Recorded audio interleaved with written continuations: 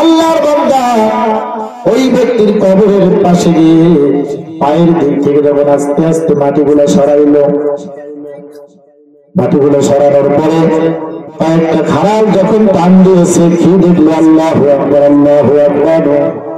তাকিয়ে দেখে মাত্র 40 থেকে 45 মিনিট হয় এই মূর্খ মানুষটাকে কবরের ভিতরে রেখেছে।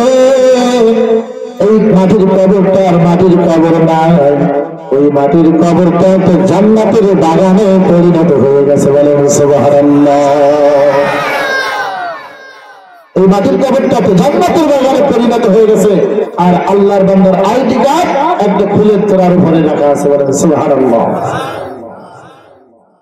আল্লাহর বান্দা তাড়াতাড়ি করে কার্ডটা হাতে নিয়ে অফিসে গেছে। অফিস শেষ হওয়ার পরে আর বাসায় যায় নাই, যেহেতু তিনি একজন মুসলমান, তার দিলের ভিতরে একটা ভয় জাগছে, হ্যাঁ হ্যাঁ আমি তো একজন মুসলমান, আমাকেও মরতে হবে, আমাকেও কবরে যাইতে হবে। কিন্তু আল্লাহর বান্দা কি এমন আমল করছে, কবরে যাওয়া দেরি, কবরটা জান্নাতের বাগান হইতে দেরি হয় নাই, এই আমলটা আমাকেও করতে হবে। তো আমি যে বিষয়টার প্রতি আলোচনা করার জন্য ইচ্ছা পোষণ করেছি, আল্লাহ রাব্বুল আলামিন কোরআনুল কারীম নাযিল করেছেন, আমাদের প্রতি আমানত হিসাবে দিয়েছেন। কি দিয়েছেন? আমানত। সর্বপ্রথম আমরা বুঝবো আমানত কি জিনিস। আমার সবচেয়ে মূল্যবান বস্তু আমার কোন বন্ধু বা কোন স্নেহের মানুষ এবং বিশ্বস্ত মানুষের কাছে যদি আমি রাখতে দিই যে বন্ধু আমি তোমার কাছে 5 লক্ষ টাকা দিলাম, এই টাকাটা আমার জীবনের সমস্ত জীবনের সঞ্চয়, এই টাকাটা তুমি সুন্দরভাবে হেফাজত করে রাখবা। এই যে আমার বিশ্বস্ত মানুষকে আমি আমার টাকাটা দিলাম, এটা কিন্তু আমার আমানত দিলাম তার কাছে।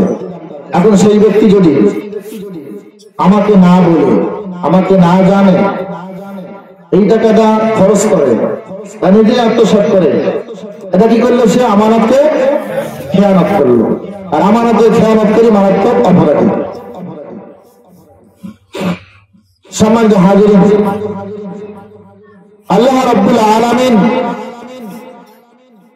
মানুষ বানানোর পরে এই মানুষ দুনিয়ার জমিনে কিভাবে তার ব্যক্তিগত জীবন, পারিবারিক জীবন, সামাজিক জীবন, রাষ্ট্রীয় জীবন কিভাবে পরিচালনা করবে, সমস্ত কিছু একত্রিত করে একটা গাইডলাইন হিসেবে আমাদেরকে দিয়েছে কি? পবিত্র কোরআন। এই কোরআন আল্লাহ তাবারক ওয়া তাআলা সর্বপ্রথম আসমানকে দিতে চেয়েছেন। কাকে? আসমানকে আমানত দিতে চেয়েছেন। আল্লাহ তাবারক ওয়া তাআলা তাই বলতেছেন, ইন্না আরাদনাল আমানাতা আলাস সামাওয়াতি ওয়াল আরদি ওয়াল জিবাল। রব্বুল আলামিন এই মহাগ্রন্থ কোরআনকে সর্বপ্রথম আসমানকে আমানত দিতে চেয়েছিলেন। আসমান এই কিতাবকে গ্রহণ করার জন্য নাকচ করেছেন। আসমান বলছেন, আল্লাহ এই বড় বিশাল বড় আমানত আমার দ্বারা রক্ষা করা সম্ভব নয়। তারপর আল্লাহ তাবারক ওয়া তাআলা এই কোরআনকে জমিনকে আমানত দিতে চেয়েছেন, জমিনও না করেছে। আল্লাহ রাব্বুল আলামিন এই কোরআনকে পাহাড়কে দিতে চেয়েছেন, পাহাড়ে যখন না করেছে। সংক্ষিপ্ত সময়ে আমি আলোচনা শেষ করার চেষ্টা করব, আমার কথাগুলো বোঝার চেষ্টা করবেন। সর্বশেষ মাত্র 3.5 হাত গভীর মানুষ, এই মানুষকে আল্লাহ রাব্বুল আলামিন এই বিশাল বড় গ্রন্থ কোরআনুল কারীম আমানত দিয়েছেন। বলেন সুবহানাল্লাহ। মানুষকে দিয়েছেন। সৃষ্টির সেরা মানুষ কেন হলো? মানুষকে আল্লাহ তাবারক ওয়া তাআলা কাম ভাগ দিয়েছেন, ঘুম দিয়েছেন, একটা পশুকেও কিন্তু কাম ভাগ দিয়েছেন, ঘুম দিয়েছেন, আরাম আয়েশ দিয়েছেন। কিন্তু একটা মানুষকে আল্লাহ তাআলা একটা জিনিস এক্সট্রা দিয়েছেন, যার কারণেই সেই মানুষ হলো শ্রেষ্ঠ মাখলুক। যে মানুষকে আল্লাহ তাআলা বিবেক দিয়েছেন। একটা পশুর কি বিবেক আছে? নাই। একটা মানুষ যদি এখানে এসে বলে, ভাই আমি পিপাসিত, আমাকে পিপাসা লেগেছে, যদি আমরা বলি এখান থেকে 5 কিলোমিটার দূরে আপনি পানি পাবেন, ওই মানুষটা এখান থেকে 5 কিলোমিটার দূরে গিয়ে পানি পান করতে পারবে কিনা বলেন? পারবে না? আমার কোথায় বুঝতে কি সমস্যা হয়? এখান থেকে 5 কিলোমিটার দূরে গিয়ে পানি পান করবে। কিন্তু একটা পশুর যদি, একটা গরুর যদি পিপাসা লাগে, যদি আপনি বলেন এ গরু মাত্র স্টেজের পিছনে একটা পানি আছে, দেখে আসো, এই গরু বুঝবে? কারণ এই বুঝতে মানুষকে আল্লাহ তাআলা দিয়েছে, পশুকে দেয় নাই। এই জন্য রব্বুল আলামিন এই মানুষকে কুরআনুল কারীম আমানত দিয়েছেন। আর এই আমানতটা কিভাবে রক্ষা করতে হবে? 4টা জিনিস আমরা যদি পালন করি, 4টা কাজ যদি করতে পারি, তো কোরআনের আমানত রক্ষা হয়ে যাবে। আর এই কোরআনের আমানত যদি রক্ষা করতে না পারি, তো আমাদের জন্য 5টা শাস্তি অপেক্ষা করতেছে। 4টে কাজ করলে কোরআনের আমানত রক্ষা হবে। কোরআনের আমানত যদি আমরা রক্ষা করতে না পারি, শাস্তি কয়টা হবে? 5টা। শুনবেন তো কথাগুলো। প্রথম নাম্বার হলো, কোরআনের আমানত যদি রক্ষা করতে চান, 4 নম্বরের প্রথম নাম্বার কাজ হলো কোরআনকে ইজ্জত করতে হবে। ইজ্জতে কোরআন। এই কোরআনটা সম্মান কিরকম? যেই জায়গায় এই কোরআন থাকার কথা, সেই জায়গায় রেখেই সম্মান করতে হবে। কোরআনের কত মর্যাদা! কোরআনের সঙ্গে যেই মানুষগুলোর সংস্পর্শ আছে, যেই মানুষগুলো কোরআনের সঙ্গে লেগে থাকবে, এই কাগজে লেখা কোরআনকে যেরকম সম্মান করে ইজ্জত করে, ওই মানুষগুলোকে তেমন সম্মান ইজ্জত করতে হবে। কারণ কি? ওই ব্যক্তি তো কোরআনের সঙ্গে স্পর্শ লেগেছে। যেমন একটা নরমাল কাঠ দিয়ে আপনি কোরআনের রেহাল বানাইছেন, তেমনি ভাবে একটা নরমাল কাঠ দিয়ে আপনি মসজিদে জুতা রাখার বাক্স বানাইছেন। এই বাক্সের মধ্যে আপনি আপনার 3000 টাকা দামের জুতাও যদি হয়, ওই কাঠের বাক্সে রাখেন। কিন্তু এই নরমাল কাঠ দিয়ে তৈরি করা একটা কোরআনের রেহাল যখন এই পবিত্র কালামের সঙ্গে স্পর্শ লেগেছে,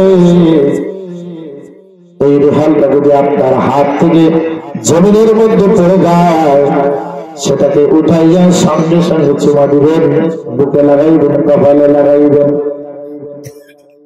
কেন? এই কোরআনের সাথে সংস্পর্শ হওয়ার কারণে এই সামান্য স্বাভাবিক কাঠটার সম্মান এত বেড়ে গেছে। এইটাই হইল কোরআনের ইজ্জত। এই জন্য দেখবেন যারা কোরআন পড়নেওয়ালা, কোরআন যারা লালন পালন করে, কোরআনের প্রতিষ্ঠানে যারা খেদমত করে, এই কাগজে লেখা কোরআনকে যেমন ভালোবাসেন, তেমনি ভালোবাসা দিতে হবে ওলামায়ে কেরামদেরকে। বলেন সুবহানাল্লাহ। প্রথম নম্বর হলো কি? কোরআনের ইজ্জত করতে হবে, ইজ্জত কোরআন। দ্বিতীয় নম্বর হলো মহব্বত কোরআন। কোরআনের মহব্বত দিনের ভিতরে থাকতে হবে। আপনি কোরআন পড়তে পারেন না, কোরআন শিখেন নাই, কিন্তু তারপরে কোরআনের ভালোবাসা, কোরআনের মহব্বত অন্তরের মধ্যে থাকতে হবে। আর এই কোরআনের ভালোবাসাকে যদি আপনি লালন করেন, আল্লাহ চাহে তো সেই ওসিলায় আপনি জান্নাতি হয়ে যাবেন। কোরআনকে ভালোবাসলে করতে পারেন না, কিন্তু ভালোবাসা দেখাইছেন। কোরআন পড়নেওয়ালা ওলামায়ে কেরামদেরকে ভালোবেসেছেন। এই উসিলায় জান্নাতি হন, তার একটা দৃষ্টান্ত আপনাদেরকে শোনাই। ইন্ডিয়ার মধ্যে এমন একটা মহল্লা ছিল, সেই মহল্লার মানুষ, সমস্ত মানুষগুলো ছিল মূর্খ, দিন সম্পর্কে তাদের কোনো জ্ঞান ছিল না। এই মহল্লার মধ্যে একজন বয়োবৃদ্ধ মানুষ মারা গিয়েছে। এই এলাকার মানুষগুলো এমন মূর্খ মানুষ, এমন জাহেল সমাজ। একটা মানুষ মারা গেলে কিভাবে গোসল করতে হয়, কিভাবে কাফন পরাইতে হয়, কিভাবে কাফন করতে হয়, সে বিষয়টাও জানে না। স্বাভাবিক নরমাল ভাবে গোসল দিয়া কাফনের কাপড়টা পরাইয়া সমস্ত এলাকার মানুষগুলো মূর্খ মানুষ, কিভাবে ওই লোকটার জানাজা নামাজ পড়াইবে, এরকম যোগ্যতা সম্পন্ন ব্যক্তি নাই। এবার এই লাশটাকে নিয়ে সবাই অপেক্ষমান, আমরা এই লাশটার জানাজা কিভাবে পড়াইবো, সবাই চিন্তায় চিন্তিত। এর মধ্যে কিছু মানুষ পরামর্শ দিল, আমাদের মন্দিরের সামনে যেহেতু কবরস্থান, আমরা এই লাশটাকে নিয়ে এই রাস্তার পাশে গিয়ে দাঁড়াই, দেখি কোন আলেম মানুষ পাওয়া যায় কিনা, যার দ্বারাই আমরা জানাজার নামাজটা পড়াই নেব। তার কথা অনুযায়ী সেই কাজ করা হলো। লাশটাকে নিয়ে রাস্তার পাশে ঘন্টার পর ঘন্টা অপেক্ষা করতেছে, কোনো মানুষ পায় না। হঠাৎ করে দেখে এক আল্লাহর বান্দা, মাথার মধ্যে টুপি পাগড়ি, মুখের মধ্যে দাড়ি, শরীরের মধ্যে লম্বা জামা পরে বাইসাইকেলে করে রাস্তা ধরে ধরে আসতেছেন। সমস্ত মানুষগুলো এই লোকটার হুজুরের সামনে গিয়ে দাঁড়াইছে। হুজুর, আমাদের এই মহল্লার সমস্ত মানুষগুলো জাহেল, এই লোকটা মারা গেছে, তার জানাজা কিভাবে পড়াবো আমরা কেউ জানি না। হুজুর, কোনরকম নরমাল ভাবে গোসল করাইয়া কাফনের কাপড়টা পরাইছি, কিন্তু কিভাবে জানাজা পড়াবো, কিভাবে কাফন করবো সেটা জানি না। হুজুর, আপনাকে অনুরোধ করে বলতেছি, আপনি দয়া করে এই লোকটার জানাজার নামাজটা পড়ায় দেন। এখন হুজুর বলতেছে যে আমি একটা সরকারি অফিসে চাকরি করি, সময় মতো আমি পৌঁছতে না পারলে আমার চাকরি থাকবে না। কিন্তু বান্দারা নাসের বান্দা ছাড়তেছে না, নির্ভয় হয়ে আল্লাহর বান্দা দ্রুত গতিতে জানাজার নামাজটা পড়ায় যখন দিয়েছে, আবার সবাই করজোড়ে ধরেছে, হুজুর অন্তত পক্ষে লাশটা দাফন করে তারপর আপনি যান। বাধ্য হয়ে আল্লাহর বান্দা তাড়াতাড়ি করে লাশটা দাফন করে যখন অফিসে ঢুকছে, অফিসে যাবে, অফিসে যাওয়ার পরে গিয়ে দেখে তার পকেটের মধ্যে অফিসে ঢোকার যে আইডি কার্ড, সে আইডি কার্ড তার পাইতেছে না। আল্লাহর বান্দা চিন্তায় পড়ে গেল। এবার হঠাৎ করে তার মনে পড়লো, আমি যখন লাশটাকে কবরে রাখার জন্য উপর হয়েছিলাম, হয়তো বা আমার সেই সময় আমার এই কার্ডটা কবরের ভিতরে পড়েছে। আল্লাহর বান্দা দ্রুত চলে আসলো। আসার পরে এবার মহল্লার লোকদেরকে ডাক দিয়ে বলতেছে, রে ভাইরা, আমি একটা সমস্যায় পড়েছি। আপনাদের কথা অনুযায়ী এই লোকটাকে যখন আমি দাফন করেছি, আমার অফিসে ঢোকার আইডি কার্ড আমার মনে হয় আমি 100% শিওর কবরের ভিতরে আছে। মাত্র 40 থেকে 45 মিনিট হয় এই লাশটাকে দাফন করেছি, এখনো লাশটার কোনো ক্ষতি হয় নাই, কোনো ফাটে নাই। আপনারা যদি একটু অনুমতি দেন, কবরটা খনন করা হয়। মহল্লার লোকেরা সবাই অনুমতি দিল যে ঠিক আছে হুজুর, আপনি যা ভালো মনে করেন তাই করেন। আল্লাহর বান্দা ওই ব্যক্তির কবরের পাশে গিয়ে পায়ের দিক থেকে যখন আস্তে আস্তে মাটিগুলো সরাইল, মাটিগুলো সরানোর পরে কয়েকটা খারাপ যখন টান দিয়েছে, কি দেখলো, আল্লাহু আকবার, আল্লাহু আকবার। তাকিয়ে দেখে মাত্র 40 থেকে 45 মিনিট হয় এই মূর্খ মানুষটাকে কবরের ভিতরে রেখেছে। এই মাটির কবরটা আর মাটির কবর নাই, ওই মাটির কবরটা তো জান্নাতের বাগানে পরিণত হয়ে গেছে। বলেন সুবহানাল্লাহ। এই মাটির কবরটা তো জান্নাতের বাগানে পরিণত হয়ে গেছে। আর আল্লাহর বান্দার আইডি কার্ড একটা ফুলের তোড়ার উপরে রাখা আছে। বলেন সুবহানাল্লাহ। আল্লাহর বান্দা তাড়াতাড়ি করে কার্ডটা হাতে নিয়ে অফিসে গেছে। অফিসে যাওয়ার পরে আর বাসায় যায় নাই। যেহেতু তিনি একজন মুসলমান, তার দিলের ভিতরে একটা ভয় থাকছে, হায় হায় আমি তো একজন মুসলমান, আমাকেও মরতে হবে, আমাকেও কবরে যাইতে হবে। কিন্তু আল্লাহর বান্দা কি এমন আমল করছে, কবরে যাওয়া দেরি, কবরটা জান্নাতের বাগান হইতে দেরি হয় নাই, এই আমলটা আমাকেও করতে হবে। হুজুরের মনের ভিতরে প্রশ্ন জাগে। বাড়িতে না গিয়ে মহল্লায় ঢুকেছে, গিয়ে বলতেছে, ও মহল্লার মানুষেরা শোনো, এই আল্লাহর বান্দা কি এমন আমল করেছে, এর নিকটস্থ কোন ব্যক্তি আছে আমার তার কাছে নিয়ে যাও। এবার মহল্লার মানুষেরা বলতেছে, হুজুর আপনি তো জানেন এই পুরা মহল্লা মূর্খের এলাকা, এই ব্যক্তিকে জানাজা পরে দাফন করবে এমন যোগ্যতা সম্পন্ন করে মানুষ নাই। হুজুর এই ব্যক্তির কোন আত্মীয় স্বজন নাই, একটি মাত্র মেয়ে আছে, সেই বলতে পারবে তার কি এমন আমল আছে।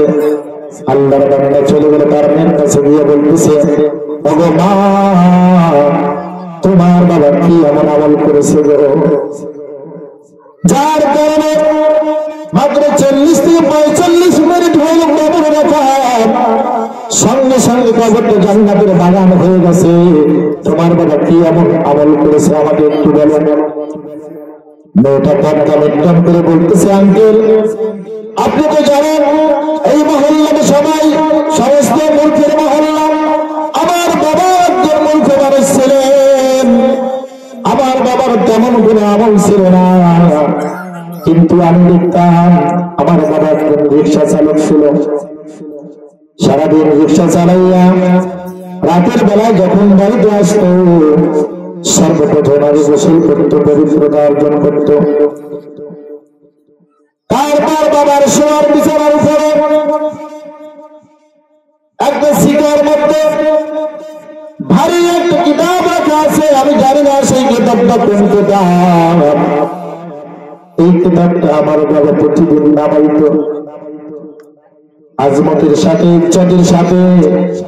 এই কিতাবটা সামনে রেখে আমার বাবা কিছুই বলতে পারত না, কিন্তু প্রত্যেকটা লাইনে হাত চালাইতো আর বলতো, ये भी सस्ता है, ये भी सस्ता है, ये भी मेरा मौला का फरमान है। বলেন আল্লাহু আকবার। পবিত্র কালামুল্লাহ শরীফের মধ্যে পড়তে পারত না, কিন্তু মহব্বত নিয়ে দরদ নিয়ে কোরআনের প্রত্যেকটা লাইনে লাইনে হাত নিয়ে যাইতো আর বলতো, এটা সত্য কথা, এটা সত্য কথা, এরপরেরটাও সত্য কথা, এটা আমার রব্বে কারিমের কথা। বলেন সুবহানাল্লাহ। এইরকম সাক্ষী দিয়েছে, পড়তে পারে নাই, কিন্তু মহব্বত করে হাত প্রত্যেকটা লাইনে লাইনে নিয়ে গেছে, যার কারণে এই ব্যক্তি কবরে যাইতে দেরি, কবরটা জান্নাতের বাগান হইতে আর দেরি হয় না। তাহলে দ্বিতীয় নাম্বার হলো কি, মহব্বতে কোরআন। মনে আসেনি? প্রথম নাম্বার ইজ্জতে কোরআন, কোরআনকে ইজ্জত করতে হবে। দ্বিতীয় নাম্বার কি, মহব্বতে কোরআন, কোরআনকে মহব্বত করতে হবে। তৃতীয় নাম্বার হলো তিলাওয়াতে কোরআন। যেই কোরআনের জন্য, যেই কোরআনের মাহফিল শোনার জন্য আজকে আমরা এত টাকা পয়সা খরচ করেছি, এত সুন্দর প্যান্ডেল বানাইছি, মাদ্রাসার পিছনে হাজার হাজার লক্ষ লক্ষ টাকা ব্যয় করতেছি, এই কনকনে শীতকে অপেক্ষা করে আরামের বিছানাকে হারাম করে এখানে বসেছি। এই কোরআন যদি আমরা পড়তেই না পারি, তাহলে কোরআনের আমানত রক্ষা হবে না, হবে? সেই কোরআন পড়ায় না জানি, এটা আবার কোন ভালোবাসা হবে, তাই না? এই জন্য কোরআনের আমানত যদি রক্ষা করতে হয়, তাহলে তৃতীয় নাম্বার হলো তেলাওয়াতে কোরআন। কোরআন তেলাওয়াত শিখতে হবে, তাও বিশুদ্ধ ভাবে, সুন্দর ভাবে কোরআন তেলাওয়াত শিখতে হবে। আর এই কোরআন তেলাওয়াত সহি শুদ্ধভাবে শেখার একটা ব্যবস্থা হয়েছে আপনাদের এই কওমি মাদ্রাসা। চতুর্থ নাম্বার হলো হেফাজতে কোরআন। আমি ইজ্জত করলাম, মহব্বত করলাম, তেলাওয়াত শিখলাম, কিন্তু এই সমাজের মধ্যে দুনিয়ার জমিনে কোরআন কিভাবে টিকে থাকবে, কিভাবে কোরআন যাবে, হেফাজত করবো, এই চেষ্টা করতে হবে না? এই হলো 4 নম্বর। কোরআনকে হেফাজত করতে গিয়ে আজকে দেখা যায় এরকম দিনী প্রতিষ্ঠানে আপনার অর্থের, আপনার পরিশ্রমের, মাথার ঘাম পায়ে ফেলা পরিশ্রমের একটা টাকাও যদি আপনি এই প্রতিষ্ঠানের জন্য দেন, তাহলে আপনি কোরআনের হেফাজতকারী হিসেবে কিয়ামতের ময়দানে আল্লাহর দরবারে গ্রহণযোগ্য হবে বলে সুবহানাল্লাহ। এটার কথা বলছি 4টা।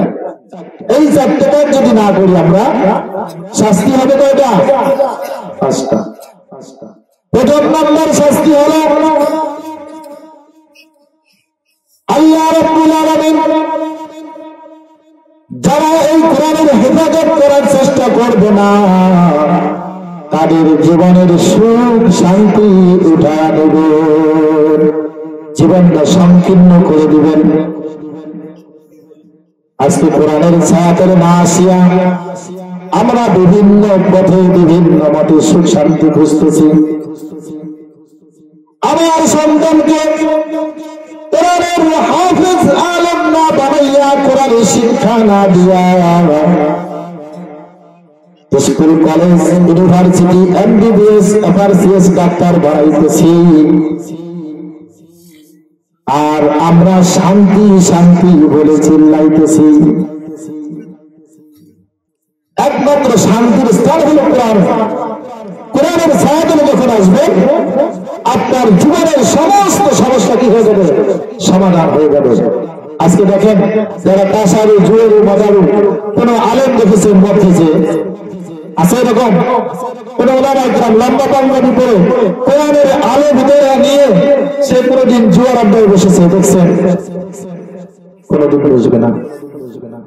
কিন্তু হাজার হাজার ভরি ভরি প্রমাণ আছে যে মাস্টার ডিগ্রি নেওয়ার পরও চাকরি না থাকার কারণে শান্তি নাই, সুখ নাই, সে অহেতুক সময় নষ্ট করে আস্তে আস্তে আস্তে আস্তে কি হয়ে গেছে? সন্ত্রাসী হয়ে গেছে। হয়েছে কিনা?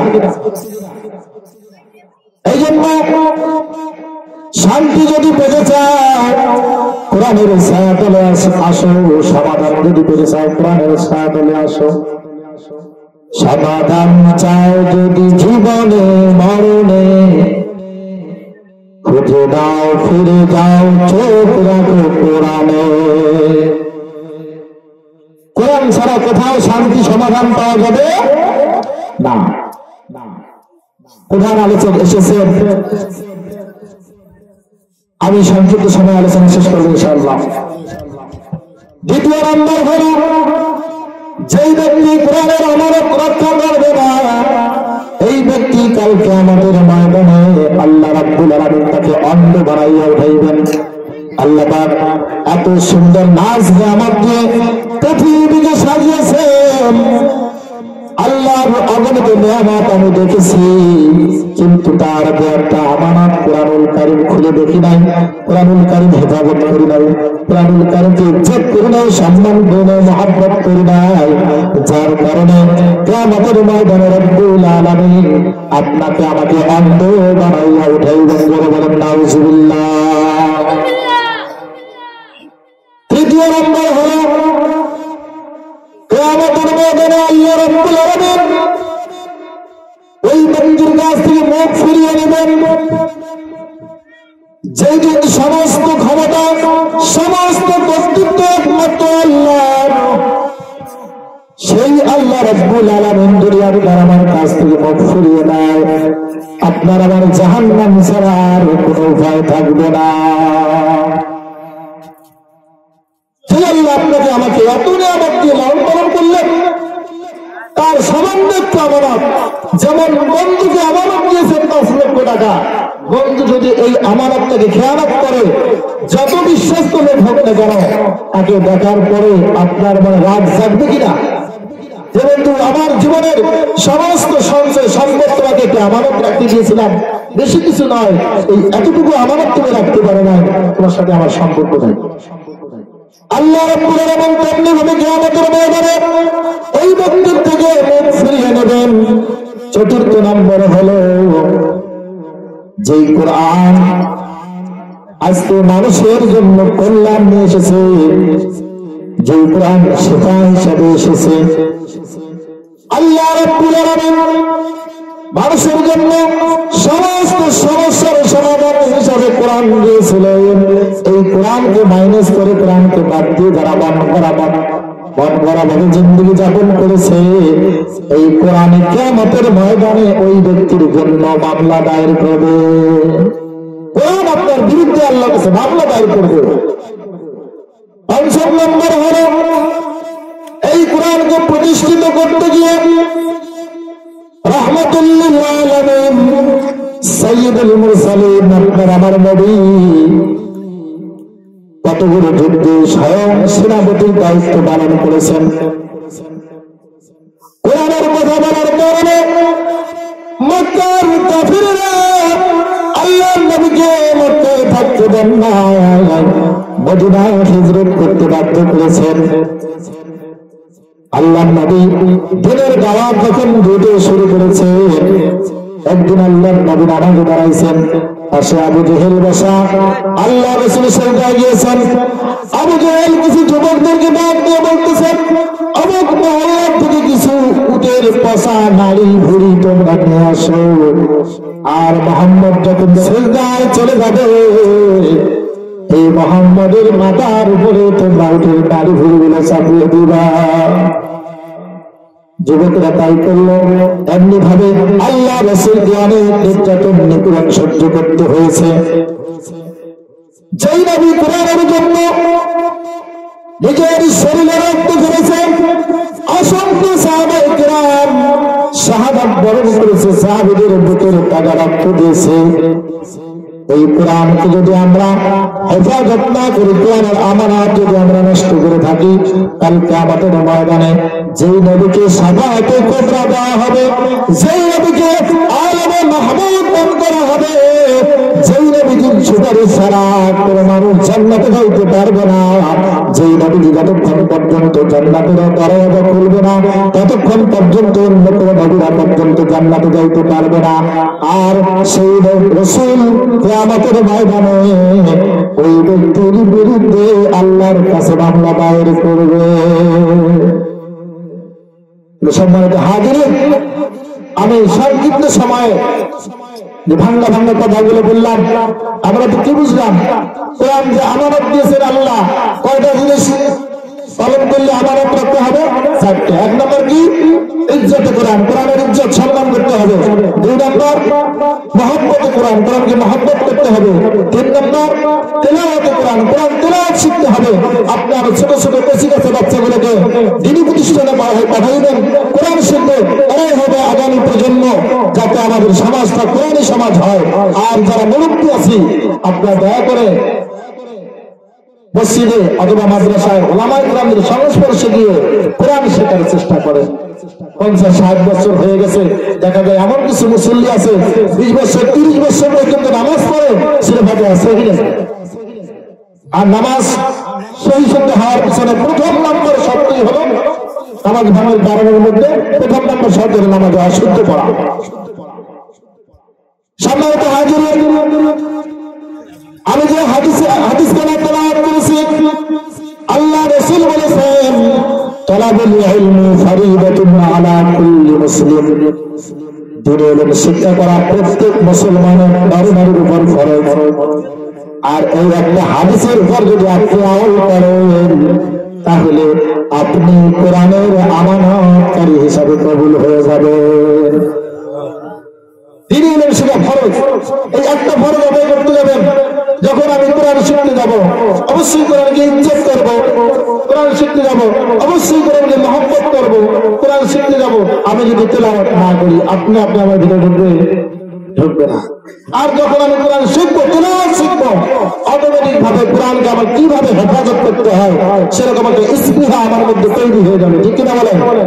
আল্লাহ রাব্বুল আলামিন আপনাকে আমাকে এই কথাগুলোর উপর আমল করে কোরআনের জিন্দেগি তৈরি করে আল্লাহ তাবারক ওয়া তাআলা ইহকাল ত্যাগ করে পরলোক গমন করার তৌফিক দান করুক। সবাই বলেন আল্লাহুম্মা আমিন।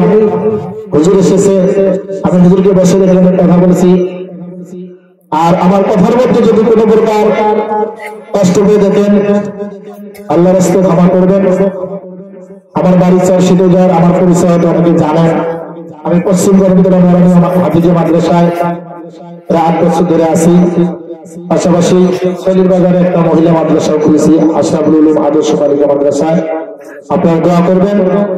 আজকের প্রধান আলোচক এবং প্রধান আকর্ষণ আমি তাদেরকে অনুরোধ করব, আমার মা বাবা দুজনেই মারা গেছে, আপনারাও সবাই তার জন্য দোয়া করবেন। আল্লাহ তাবারক ওয়া তাআলা তাদের জন্য জান্নাতুল ফেরদাউস দান করে। আল্লাহুম্মা আমিন। এগুলো আমার সংক্ষিপ্ত আলোচনা এখানে শেষ করছি। আসসালামু আলাইকুম ওয়া রাহমাতুল্লাহি তাআলা ওয়া বারাকাতুহু।